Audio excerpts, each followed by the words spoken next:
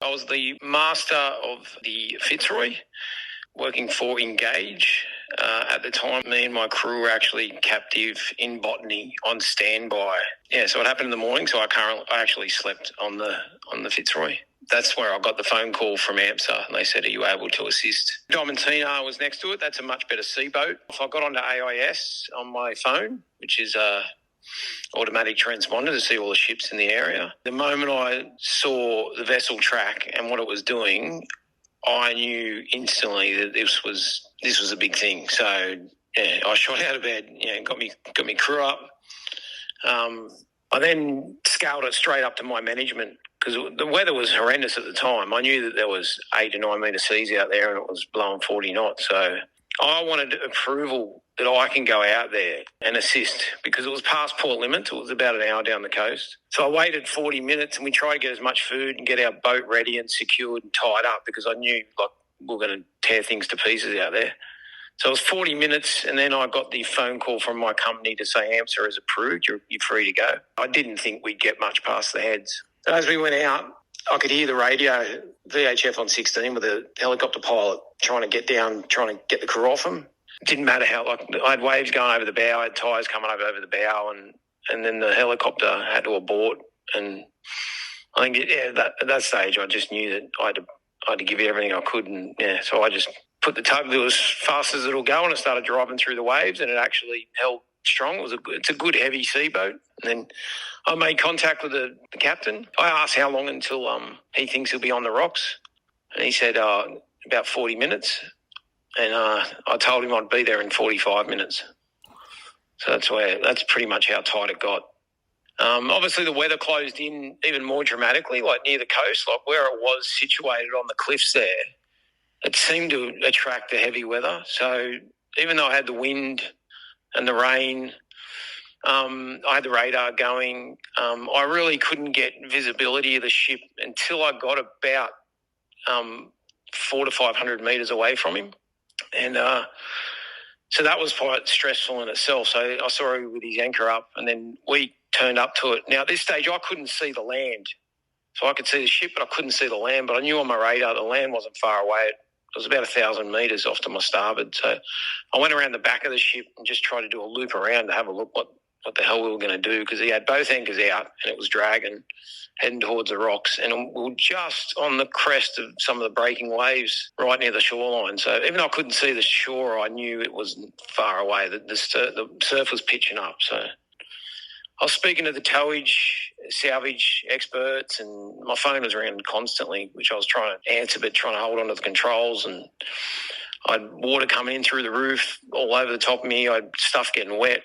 And then he said, try and push up on the stern. So I told the crew, and we couldn't do it. Like I went around to the stern, and the rudder was coming out, the propeller was coming out. And, the whole ship was backing way up out of the ocean, and there wasn't any chance I could really push on it. And that's when I realised everyone on the phone and everyone that was talking to me didn't really have a grasp of what I was looking at because I was trying to describe it. But, until you're there and you see it, it's very hard to portray it. And then they said try and give the ship a push, just try and push her out to sea. Don't go near the anchors because if I foul up the anchors, I'm gone and we'll all go together onto the rocks. So I went on the side. I tried to push him out to sea.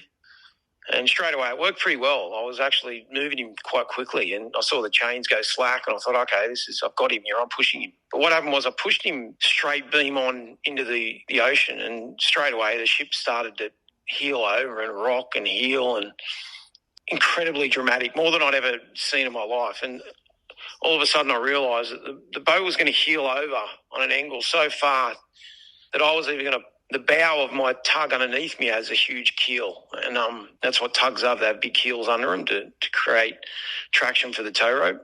And I thought that was going to pop through and put a hole straight into the ship. So I had to back straight off. It's torrential rain, so we're just trying to come up with an idea, and that's when even everyone on the phone didn't really know what to do. And I thought I was thinking, I'll watch, and as it runs aground, they'll throw their life rafts.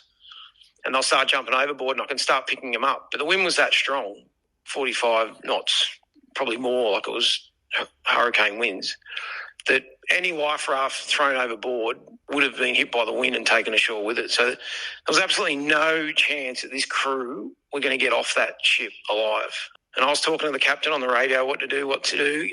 The only option was to go around to the bow and go in between the anchors and try and put a line up over the bow. So I tried to do that. I just couldn't do it. It was too dangerous with the anchors. And then we said, how about you run a line down the side from the bow all the way down the side of the ship to the midships. Throw it to me there, and then I'll back out and come around and come up off the bow, and I'll pull you out that way. Yeah, so I'm there on the side, and the boat sails in the wind when it's dragging and it's on the anchor. So it was doing probably 5 to 6 knots left to right, and I could barely see. So I'm trying to get an idea of what's going on. And we went in, we had one shot at it, literally one shot. And yeah, the crew just done the most amazing throw. And my deckhand, Alex, I'm not joking, he held out his hand and got it with an outstretched hand off the side of the tug. And yeah, he grabbed it and he got it. And we were able to get on. He got a line on quick. He spliced in a matter of seconds. Like, splicing should take minutes and minutes. And that's even if you know how to do it. And he was up there doing it in seconds. We got that line up. And then I was able to back away, get away from the anchor, and then got some good weight on the line. And then I was requested to pull the ship out to sea. But my engineer and myself were discussing, and we just didn't feel comfortable. We just knew that if we parted that tow line and they picked up that anchor, they're on the rocks straight away. So we made the decision to not lift up the anchor. So I told the skipper, do not lift up the anchor. Leave the anchors where they are, and I'll just hold you in this position until we get more tugboats here, because that one tow line was their lifeline. And if that goes, everything goes with it. So we held on there for quite a while. And then, eventually that line snapped, which was unfortunate. But at this stage, we were able to pull the line in, then we went around and we tied it up, and we done it again. We put another line out, went out, held them again. Then on the third time, we actually ran out of line. I busted 2 emergency tow lines. I parted one of their lines, and I think they were tying it up in the wrong way up on the ship. And then we had about 30 minutes before one of the tugboats was going to arrive. And then at this stage, they were 400 metres off the shoreline. I had them off the stern, and they seemed to be holding. I had them at 1,000 when I first got there, and they were down to 400. They'd been at 400 for some time. So we just sort of held them there. I went around to the back of the boat, and I was going to push on the side or just do anything to keep them off the rocks until that extra tug got there. The other 2 tugs turned up, and it was about 4:30 in the arvo, so we're losing light as well. They were able to put their tow lines up, and they had wires at the time. They were all suited up with the proper salvage stuff. They were able to get both wires up, and then at that stage, because we had 2, so we had a fail-safe, we're able then to request the skipper to pick up the anchors, where we were able to tow it out, probably got a few miles off. At this stage, I was pretty exhausted. It was going on 8, 9 o'clock at night. I hadn't left the wheel. I hadn't gone to the toilet. I hadn't eaten. So I could feel my fatigue starting to kick in. I could feel my crew was starting fatigue. And also, while we were doing that, my engineer had fallen down the stairs. When we were trying to push up on the ship, we actually hit the ship pretty hard. Marius, the engineer, was actually just walking from the wheelhouse down the stairs to check on alarm, because we had alarms going off constantly.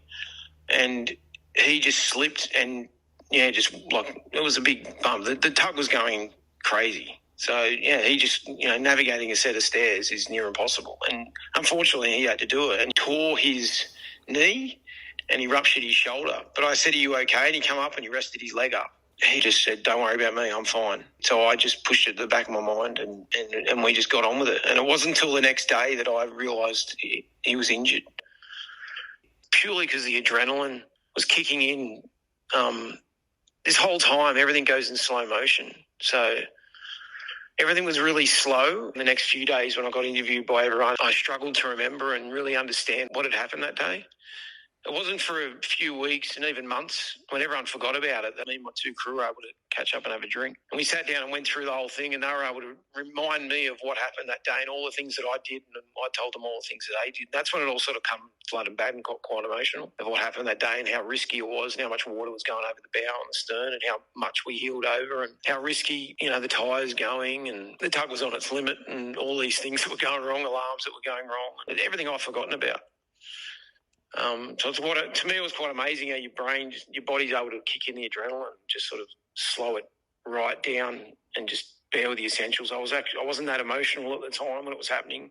You knew it was serious and you knew you had these people's lives on your hands, but you couldn't allow those thoughts to go in your head. Your brain has this ability to just shut it all out, and it's quite surreal. You know it's happening, but you don't have any feeling or emotion about it. All you have is your objective and what you need to do to solve the problem.